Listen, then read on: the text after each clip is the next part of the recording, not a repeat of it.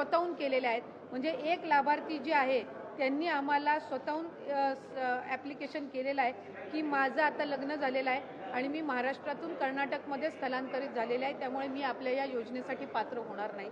एक आम्हाला जी आलेली आहे त्यांनी स्वतः दिलेला आहे की आधार कार्ड हे करत असताना मी चुकीचा नंबर त्याच्यामध्ये टाकला. ही ऑक्टोबर महिन्यातली तक्रार आहे. एक दोन तक्रारी आमच्याकडे अशा आलेल्या आहेत की मला आता सरकारी नोकरी लागलेली आहे, त्याच्यामुळे मी या योजनेसाठी पात्र आता होत नाही.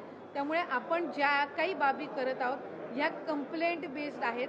कुठेही सरसकट स्क्रुटिनी ही आपण करणार नाही आहोत, हे मला आपल्या माध्यमातून सर्व माता भगिनींना निश्चितपणाने सांगायचं. ते आम्ही साधारणपणे आज मी आणताना या प्राथमिक स्वरूपात आणलेल्या आहेत, पण याच्यापैकी डबल ॲप्लिकेशनच्या, स्थलांतरित झालेल्याच्या, उत्पन्नाच्या याच्यामध्ये वाढ झालेल्याच्या साधारणपणे 80-90% तक्रारी त्या पद्धतीच्या आहेत, म्हणजे ज्या आलेल्या आहेत त्यापैकी. आणि त्याचं आम्ही एक जे काही त्या संदर्भातली योग्य तो विचार करून आम्ही या 5 बाबी आणि या 5 बाबी या आपण GR मध्ये नमूद केलेल्या आहेत. कुठंही आपण शासन निर्णयामध्ये बदल करत नाही आहोत. कुठल्याही एका योजनेचा जर आपण लाभ घेत असाल, समजा उदाहरणार्थ संजय गांधी निराधार योजना आहे, त्याचा लाभ 1500चा आहे, म्हणून ज्या लाभार्थी आहेत संजय गांधीच्या ह्या आपण लाडक्या बहीणमध्ये घेतलेल्या नाही आहेत. पण नमो शेतकरी जी योजना आहे याचा 1000 रुपयाचा लाभ आहे. आपण GR मध्येच नमूद केलेलं आहे की आपण 1500 जो फरक असेल ती फरकाची रक्कम आपण देणार. त्याच्यामुळे याच्यात आपण कुठेही GR मध्ये आपण बदल करत नाही. दुचाकी आहे आम्ही GR मध्येच नमूद केलेलं आहे, पण 4 चाकी यांनी काही कंप्लेंट्स आम्हाला आलेल्या आहेत, तर त्याच्यानी आपण फक्त पॅन त्याच मुद्द्याची आपण पॅन महाराष्ट्र आपण स्क्रुटिनी करतोय. आपण कुठेही विदाऊट कंप्लेंट आम्ही स्क्रुटिनी इनिशिएट करत नाही आहोत. त्याच्यामुळे मी स्पेसिफाय केलेलं आहे की या 5 बाबी इन्कम टॅक्स म्हणजे उत्पन्नामध्ये जर वाढ झालेली असेल, 2.5 लाखाच्या पलीकडे जर कुठल्या लाभार्थ्यांचं उत्पन्न गेलं असेल तर ते आता त्या योजनेसाठी लाभार्थी म्हणून पात्र नाही आहेत. जर दुचाकीच्या वर जर कोणाची वाहनं 4 चाकीची असतील ते पात्र नाही आहेत. जर ते इंटरस्टेट जर मॅरेजेस झालेले असतील तर ते आता त्याच्यासाठी पात्र नाही आहेत.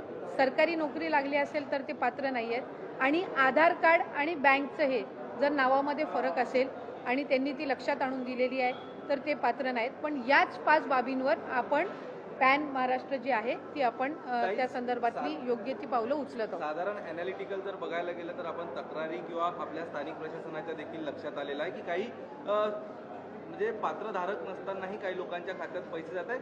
याची आकडेवारी टक्केवारी किती आहे, साधारण किती टक्के महिलांना यातनं वगळलं जाईल असं वाटतंय आज प्राथमिकरित्या, जेणेकरून सरकारचा निधी देखील वाचेल?